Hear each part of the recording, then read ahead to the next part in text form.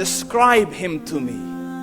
And Muslims, look at the description of your Rasul. And for some, this would be the first time you hear what your Prophet looked like.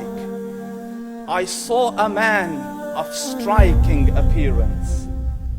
ظاهر الوضاء أبلج الوجه, radiant face, حسن الخلق, beautifully created.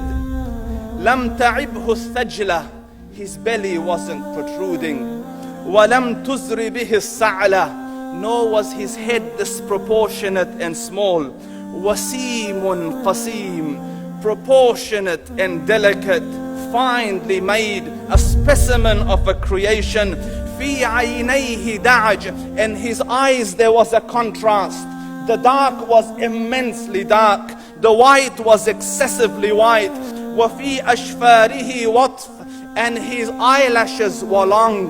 وفي صوته صهل, and in his voice was a natural echo. وفي عنقه سطع, and his neck was elegantly long. وفي لحيته كثاثة, his beard was full and thick. أزج أقرن, his eyebrows were arched, but they were not joined. It was separated. In summit فعليه الوقار, when he was silent, dignity covered him. وإن تكلم سماه وعلاه البهاء, and when he spoke, it was audible and clear, almost commanding and overtaking.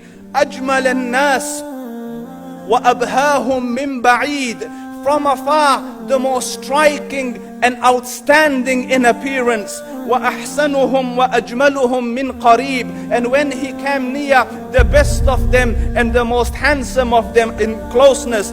حلو المنطق, such an exalted and sweet level of logic. Like when he used to speak, it was so coherently logical, it was smooth and easy to understand. فصل لا نزر ولا هذر, he was to the point, not excessive nor too short. كأن منطقه خرزات نظم يتحدرن, his logic, his utterances, his words were like jewels coming out of a necklace, calculated, polished, one after the other, it would flow magically. ربعة, he was medium in height.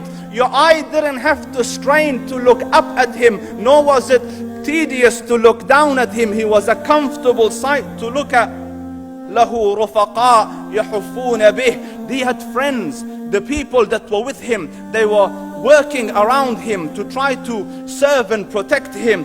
إن قال سمعوا لقوله, when he used to say something, they used to hearken to what he used to say. وإن أمر تبادروا إلى أمره, when he commanded, they used to compete to fulfill the command.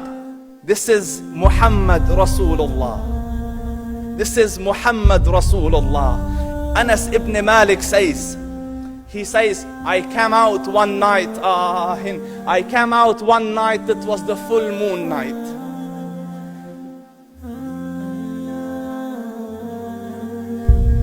And I looked at the moon, and in the desert, understand, the moon is an awesome sight. It is smooth, it is radiant, it is clear, it is gentle compared to the scorching sun at which they are used to. So the moon was the epitome of beauty. So he says, I came out at a full moon night and I looked at the moon and I saw it beautiful, handsome. So I said, let me go see if the moon is more handsome or my Prophet is more handsome. Let me see if that is more beautiful or the Prophet is more beautiful. So I went and I saw him standing afar. So I looked at his face and I looked at the moon, and I looked at his face, and I looked at the moon, and I looked at his face, and I looked at the moon, and he said, Wallahi, he was more handsome than the moon in its entirety. That is just the look of your Rasul. Aisha radiyallahu anha says, I was sewing with the needle, my needle dropped in the dark, I couldn't find it. I said, Ya Rasul, I can't find it. He moved his face close, and I swear, out of the radiance of his face, I found my needle. And the Prophet sallallahu alaihi wasallam was mind-bogglingly handsome, but his handsomeness was covered with waqar and jalal and hayba. The Sahaba say, when we used to sit at his feet, two feelings conflicting would come on the heart. The first one, you wanted to look at him. You wanted to behold the majesty of his face. And when you wanted to look up, shyness used to overtake you, so you used to look down.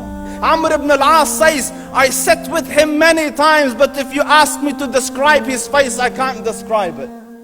I wouldn't be able to look up to him ijlalan wa ta'zeeman. I couldn't look up at him.